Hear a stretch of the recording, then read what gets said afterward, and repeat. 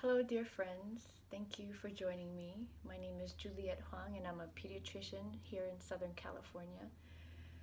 And we are in the middle of the COVID 19 pandemic. So, this series of mindfulness videos, the series is really dedicated to the healthcare providers who are on the front lines. And I know now more than ever, I'm coming back to my practice because I know I have to stay strong, stay sane, and try to stay calm. Um, but sometimes I'm not so calm. I'm actually very anxious. Sometimes I'm worrying a lot. And so, something I wanted to address in this episode is mindfulness is not all about pretending like you don't worry and just to stay calm to carry on. Mindfulness is about embracing whatever it is that arises within us.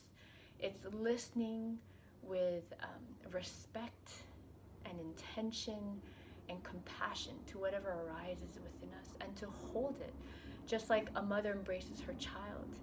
My teacher always talks about if a baby is crying, what do? We don't walk away.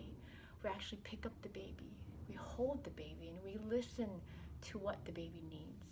And so, in the same way, if we can come back to ourselves, listen to what we need, and sometimes our needs propel different behaviors, and that's why we end up acting out, or we shout, or we rage at our spouses, or get irritated by our children, whatever it may be. And so, just to embrace it with kindness and tenderness and really listen to the need behind the behavior. What is it that I need in this moment? And the way we do that is through the practice of mindfulness, is just constantly coming back to ourselves, constantly. We're so good at tending to other people, just finding moments throughout the day to just stop, pause, and just check in. How am I doing right now? How does my body feel? What do I need right now? And one practice that's especially helpful for me is walking meditation. So when I'm upset, agitated, anxiety ridden, I cannot sit and stay calm and meditate. I actually need to move. And so mindful walking has been really important to me. And I just wanted to introduce a stress and resilience model that I really love called the window of tolerance. And it was developed by Dr. Dan Siegel and Dr. Pat Ogden, who are wonderful specialists in the trauma field and mindfulness and psychology. When we are in a window of tolerance, we are flexible, we are at ease, we are creative thinkers, we are resilient. It's everything that you hope for in a stable healthcare provider. And this is kind of a rudimentary picture. You know, sometimes we have our ups and our downs, but in general, we're flexible and we can adapt to whatever arises. But in times of crisis and trauma, like the COVID-19 pandemic, and especially for those of us who already have prior histories of trauma, whether it be from childhood or adulthood, our window of tolerance can get smaller. So instead of like this, it's actually kind of narrower. So this is when we're at our best, and then any little thing can kind of push us over the edge. And when we're up here, we are hyper aroused, and that's when we can have panic attacks. We're very, very anxious. We rage. That's kind of the fight-flight responses up here when we're hyper aroused. Or we can go down here beyond our window of tolerance, which is hypoarousal, and that's when we're really depressed. We can't move. We're frozen. We're numb. We're stuck. We have thoughts of being hopeless and helpless. And so I feel like this window of tolerance is really helpful in kind of gauging myself, like where am I in my window of tolerance? Am I within the window of tolerance? Then I can sit. I can do sitting meditation. Or am I hyper aroused? And that's when walking meditation is really good. Um, and in terms of dealing with difficult emotions, Dr. Tara Brach has a really wonderful meditation called RAIN, which stands for recognizing, allowing, investigating, and nurturing. It's kind of a four-step process to deal with difficult emotions. And I really highly recommend that for people who are really interested in delving into difficult emotions. But if you are interested in just kind of dealing with the present moment and trying to get you back into your window of tolerance, walking meditation can be really helpful. So I'm going to demonstrate that to you right now. And in the Plum Village tradition, walking meditation, you'll be walking slower than you've ever walked before in your life. If you can imagine my hands or your feet, you kind of walk very carefully, and then you're aware of your next foot as you lift it up and you put it back down on the ground. And then you're aware of your next foot as you lift it up and put it down on the ground. And you're really breaking down, you're walking into tiny, minute steps, and you might discover lots of things that you've never noticed about walking before. And so sometimes it's helpful to bring your concentration to the bottom of your feet. Just like in different types of meditation, you have an anchor. This time, your feet are your anchor. The sensation of your feet on the ground, the sensation is your anchor. And to keep your focus there, sometimes it's helpful to say some phrases to yourself. My teacher calls them gathas, which are small poems. And my favorite poem is, with each step I say, I have arrived, I am home.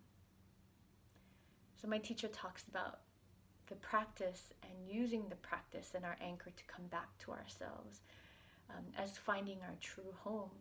We can find our true home in this moment using our steps. So you can say, I have arrived, I am home. And then the poem continues, I am solid, I am free. You can just say, I have arrived, I am home. I am solid, I am free. And I like to think of it as I'm solid in myself, I'm solid in the people who love me, and the people who support me, and I'm free. I'm free of anxiety about the past, anxiety about the future, whatever anxieties in my head, and I could just release them to the earth. So I'm gonna adjust the camera angle and demonstrate that for you, and feel free to join me if this is something that resonates with you.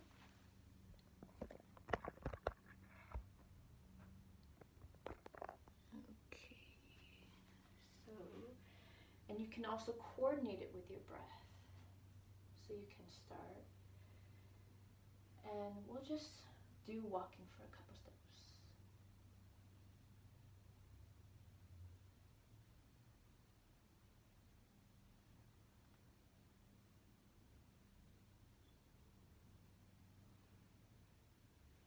I'm going to make a small circle.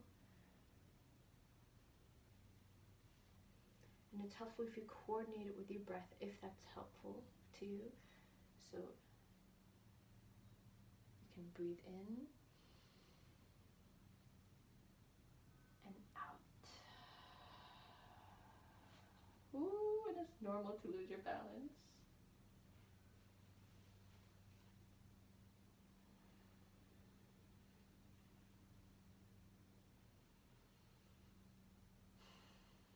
And I'm already feeling the stability of my feet on the ground, and my body loves walking slowly. And sometimes you'll find when your mind is hyper aroused and full of anxiety and worries, by focusing on your feet, you can just focus on just letting go.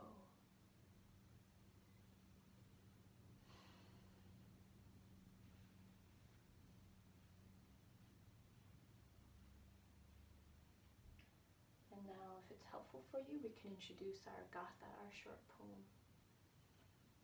I have arrived. I am home. I am solid. I am free.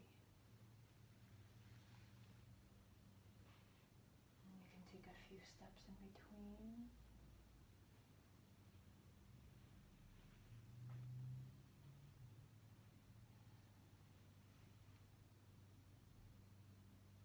I have arrived. I am home. I am solid. I am free. I have arrived. I am home. I am solid. I am free.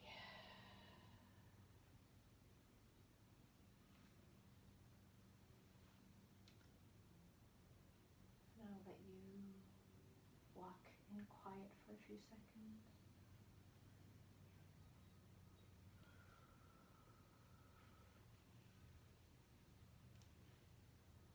And just notice if any other parts of your body are changing with each moment.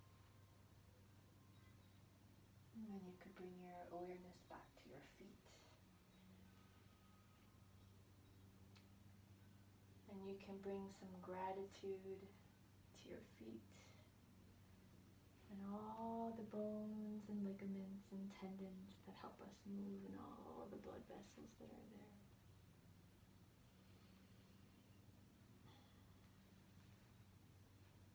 And then in your time, I invite you to just come back.